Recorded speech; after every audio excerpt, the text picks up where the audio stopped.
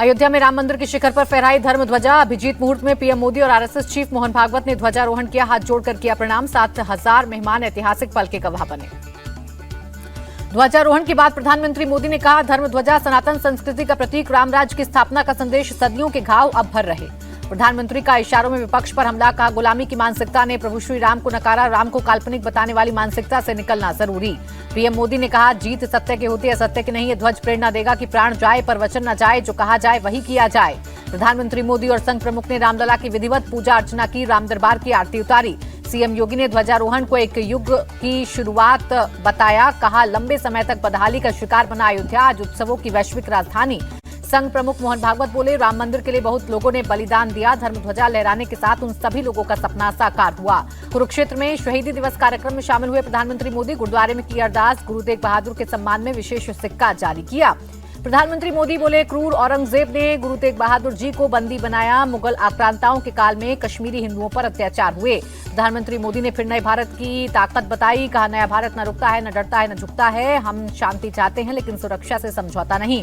CM योगी ने मुगल शासक औरंगजेब को क्रूर बताया। कहा, उसने जनेऊ और तिलक को मिटाने की कोशिश की। भारत में इस्लामीकरण की रची साजिश। शिवसेना सांसद श्रीकांत शिंदे ने पीएम मोदी का जताया आभार। राम मंदिर में भगवा पताका लहराने से करोड़ों हिंदुस्तानी खुश।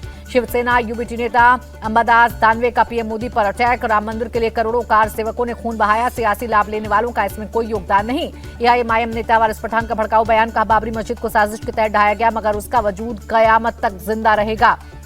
एसआईआर को लेकर पश्चिम बंगाल के मुख्यमंत्री ममता बनर्जी ने खोला मोर्चा। नॉर्थ 24 परगना में रैली। तृणमूल कांग्रेस कार्यकर्ताओं के साथ पैदल मार्च किया। सीएम ममता बनर्जी बोली, चुनाव आयोग अब निष्पक्ष संस्था नहीं रही है, बीजेपी कमीशन बन गई है। मुख्यमंत्री ममता बनर्जी की बीजेपी को खुली चुनौती। कहा, बंगाल में बीजेपी मुझ पर हमला ना करे, वरना पूरे देश में उसकी नींव हिलाकर रख दूंगी। बिहार नतीजों पर बोली सीएम ममता बनर्जी। कहा, बिहार में पंजाब बीजेपी के खेल का अंदाजा नहीं लगा सका विपक्ष। पश्चिम बंगाल के मंत्री सिद्दीकुल्लाह चौधरी का बयान, वोटर लिस्ट से सही नाम नहीं कटना चाहिए, वरना इसे बर्दाश्त नहीं किया जाएगा।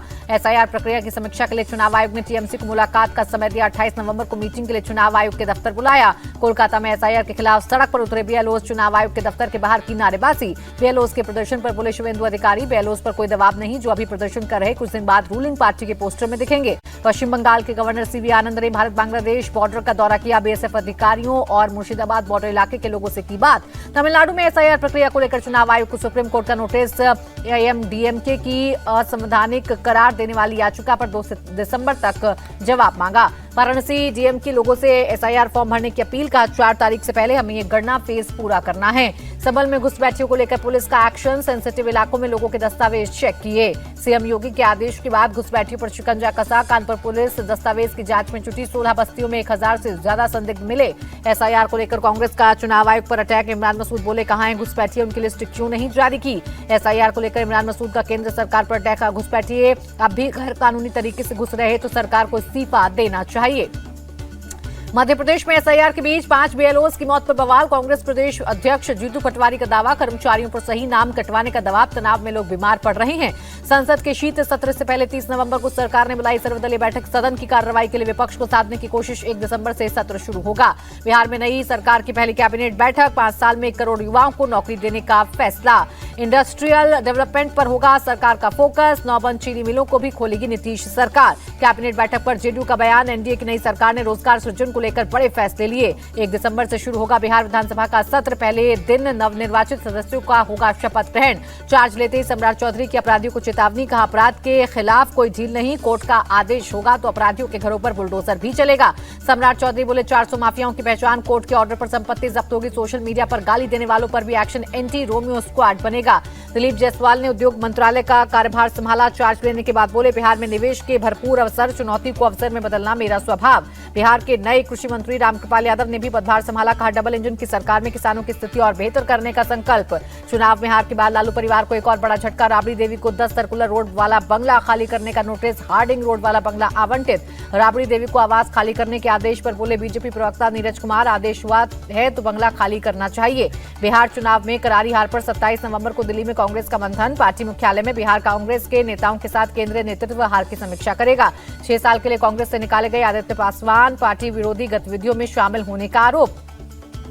पटना के मंदिरी नाला पहुंचे मंत्री नितिन नवीन, विकास कार्यों का लिया अपडेट। बिहार में योगी मॉडल की तर्ज पर बुलडोजर एक्शन। पटना में स्टेशन रोड पर सड़क किनारे अवैध अतिक्रमण को हटाया गया। बिहार के मुजफ्फरपुर में भी अवैध दुकानों पर कार्रवाई। दादर से बैरिया तक 250 से ज्यादा अवैध दुकानें हटाई गई। समस्तीपुर में भी अतिक्रमण के खिलाफ कार्रवाई। जिला प्रशासन ने बुलडोजर से अवैध कब्जों को हटाया। आरा में भी जिला प्रशासन की कार्रवाई। शहर के मुख्य मार्गों से हटाया गया अतिक्रमण। कर्नाटक में सत्ता परिवर्तन के अटकलों के बीच मल्लिकार्जुन खड़गे से मिले डीके शिव कुमार, दोनों एक ही कार से एयरपोर्ट निकले।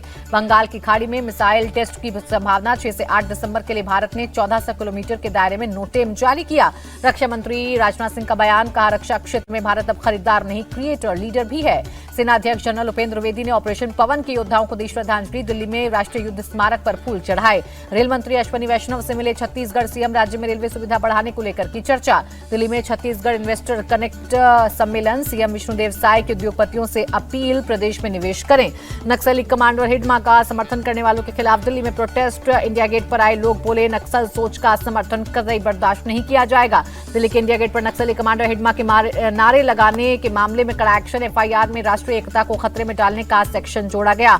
पुलिस थानों में सीसीटीवी कैमरे लगाने का मामला। सुप्रीम कोर्ट ने केंद्र सरकार को लगाई फटकार। सुप्रीम कोर्ट की केंद्र सरकार को डूटू का हिरासत में मौतों को बर्दाश्त नहीं करेगा देश। 16 दिसंबर तक हलफनामा दाखिल करने को कहा। चुनाव आयोग के सामने पेश हुए पंजाब डीजीपी। तरन उपचुनाव को लेकर हुई पूछताछ। दिल्ली ब्लास्ट और टेरर मॉड्यूल मामले में एक्शन तेज। बीती रात मुजम्मिल को लेकर फरीदाबाद के धौज और फतेहपुर तगा गांव पहुंची एनआईए। 4 जगहों पर मुजम्मिल को लेकर गई एनआईए। मेडिकल कॉलेज हॉस्टल में मुजम्मिल के कमरे और गिरफ्तार टैक्सी ड्राइवर शब्बीर के घर भी तलाशी ली गई।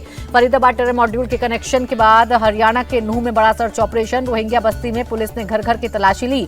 दिल्ली में बढ़ते प्रदूषण को लेकर आपने केंद्र सरकार को घेरा। कहा, अगर कड़े कदम नहीं उठाए तो यूपी, हरियाणा और राजस्थान में पराली जलती रहेगी।